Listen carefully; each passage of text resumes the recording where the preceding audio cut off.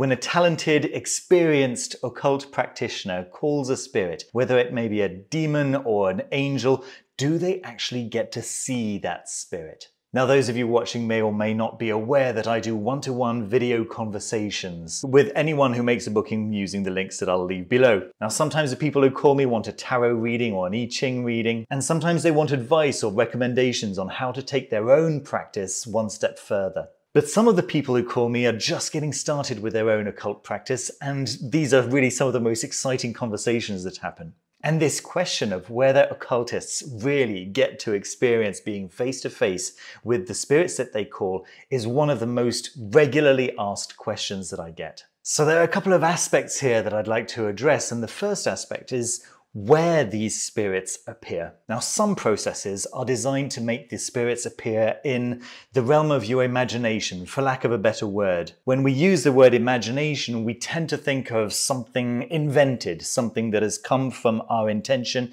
something that has been willed into our field of inner visualization. But people who've been practicing magic for a while will know the difference between something that they have chosen to visualize and something that arises naturally within their field of visualization. And this is one of the reasons why a daily meditation practice is absolutely vital for magicians. You have to be able to still your mind. You have to be able to know the difference between what is naturally arising in your mind and what arises unnaturally in your mind. What a spirit might place there. And that's something that you can only really get a feel for when you know your mind very well. And yes, meditation is the way to make that happen. By the way, I'll leave a link in the description to a fantastic 2-minute video by Yongey Mingyur Rinpoche, which revolutionized the way I think about meditation and made meditation practice so much easier. And I think you might enjoy it too. Now, Jareth Tempest's extraordinary series of books, the first one of which is Raziel's Paths of Power,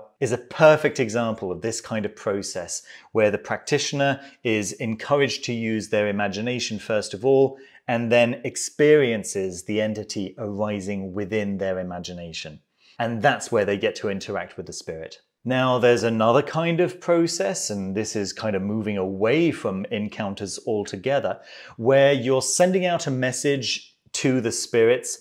You never really get to have a one-to-one encounter, and you just expect the result in the real world around you. And a lot of the Gallery of Magic stuff is of this variety. You do the ritual, you do the movements, you say the words, you prepare your sigil, you do all the things that the book tells you to do, and then you're done and you wait. And this approach really expects you to trust that the spirit has heard your request and that you have done all the things that the spirit expects you to have done and will help the effect that you've asked for to happen. So an analogy for something like this might be like an old style mail order where you write a letter to a shop and you send off the letter and a few days later you receive your parcel in the mail, but you never met the shopkeeper and you definitely haven't established any kind of relationship with the person who sold you the object. The fact that you received the object is all that you really care about. And so in this case, going over in person to the shop to meet the shopkeeper makes no sense. You don't really care about the shopkeeper all that much. You care about the object that you've ordered and nothing else. And so I'd say that in most cases, in terms of thaumaturgy, making magic happen in the world rather than making changes in yourself,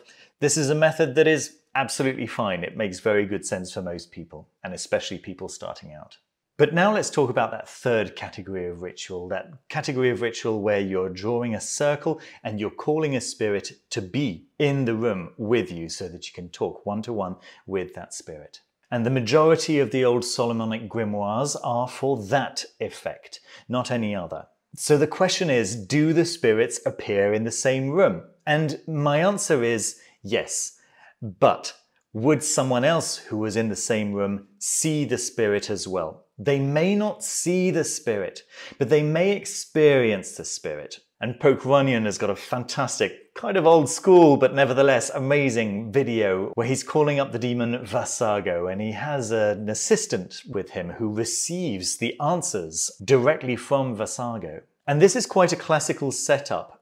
The magician will actually do all the rituals and do all the things that conjure the spirit into physical manifestation, but the magician, him or herself, will not have the physical disposition to experience that presence with their senses. And so it'll be up to an assistant who does have such a disposition, but who may not have the knowledge for conjuring the spirit into the room, to hear the message of the spirit and then to pass that message on. A very famous pair of magician and assistant are John Dee and his assistant Edward Kelly.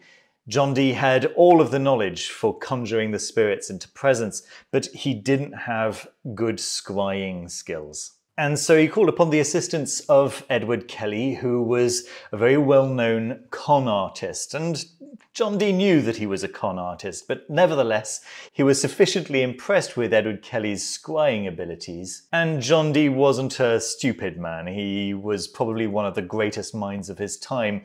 So my guess is that, knowing that Edward Kelly was a con artist, he would have vetted him very carefully and told him to ask the spirits for information that he could never have had access to, something along those lines. But the point is that when both men were in the same room, Edward Kelly was able to receive messages, coded messages most of the time, from the Enochian angels that they had conjured. And then John Dee, one of the keenest cryptographical minds of his time, would then decipher those messages that were ciphered especially for him by the Enochian angels. So all of this to say that if spirits do appear in person, they don't do so in quite the same way as your neighbour does when he or she turns up for a cup of tea one afternoon. If you happen to have a friend with you in the room, your friend will also see your neighbour. That may not be the case with spirits. Now, why is that? Now, obviously, the cynics among you are probably already saying, I know exactly why that is. Well, I'm unlikely to change your mind, to be honest, so yeah, it's probably a good time to go and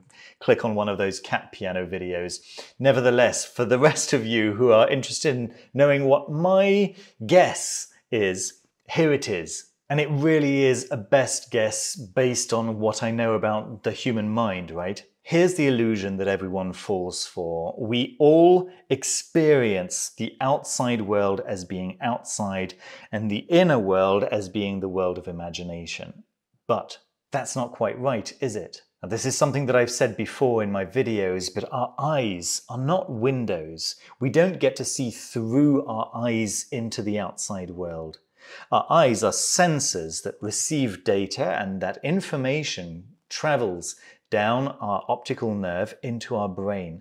There, our brain interprets that signal and recreates an image of the outside world that we can experience. But that image that our brain has recreated for us is all that we ever get to experience. The same is true with our ears, the same is true with our sense of touch and smell and taste. The only thing we ever get to experience is whatever our brain reconstitutes for us. And so as you watch and listen to me on the screen in front of you, that screen, the sound of my voice, all of that is what your brain has rebuilt from the data that it's received from your sensory organs. You can look as far as you like into the distance.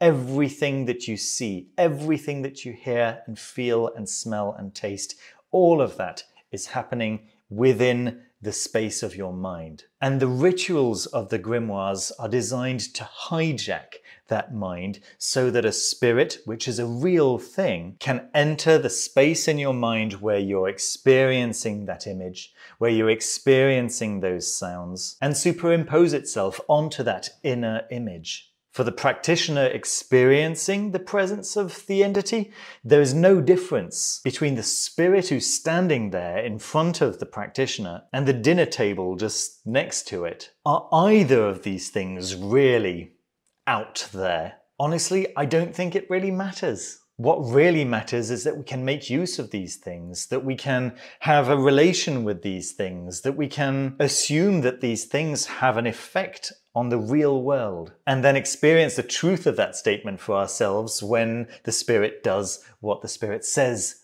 it will do.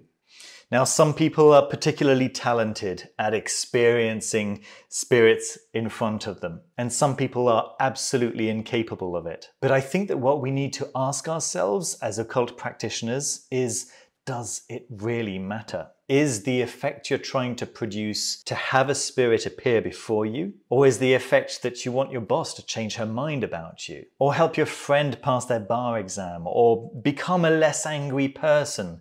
Or be a better public speaker? Or whatever effect you've asked for help with? I really believe that the proof is in the pudding, not in the mixing bowl or whatever other metaphor you want to use. Can the spirit get things done? And honestly, given how much effort and preparation, how many materials, how expensive those materials are to get a spirit to appear in front of you, if that is, you're gifted enough to be able to perceive the spirit at all, it feels to me like if you're able to experience the entity in the astral, so to speak, that is to say, in the area of imaginative visualization, then if that can be sufficient for you, that's a really nice, easy, quick, effective, and efficient way of doing so. However, if there's anyone out there for whom that's really not enough, and you don't care how much effort you have to put in, how much money you have to sink into the process, how much time you have to devote to setting everything up so that it's all perfect, because trust me, any little imperfection will screw the whole thing up. If that's you, there are a couple of books that I can recommend. And the first is the Goetia of Dr Rudd by Stephen Skinner and David Rankin. In this book, these two foremost experts go through step by step all the details that the practitioner needs to know to call upon demons, to protect themselves while they do so, and to bring those demons into physical manifestation. Now, please be aware that this is a traditional Solomonic working, and therefore the dynamic that's assumed here is one of master and servant. The magician tells the demon what to do and then threatens the demon if the demon refuses to do it. For those of you who would prefer a more equal to equal approach, but nevertheless still with demons, there is Jake Stratton Kent's The True Grimoire. However, I must say that if you're going to read The True Grimoire, it's important to have a copy of the Grimorium Verum. The True Grimoire does assume that you've read the Grimorium Verum, and Joseph H. Peterson has got a fantastic edition of the Grimorium Verum, full of really nice insights in itself. A second edition has just come out, and I believe we're just a few days away from seeing a hardcover of that second edition as well. Fingers crossed.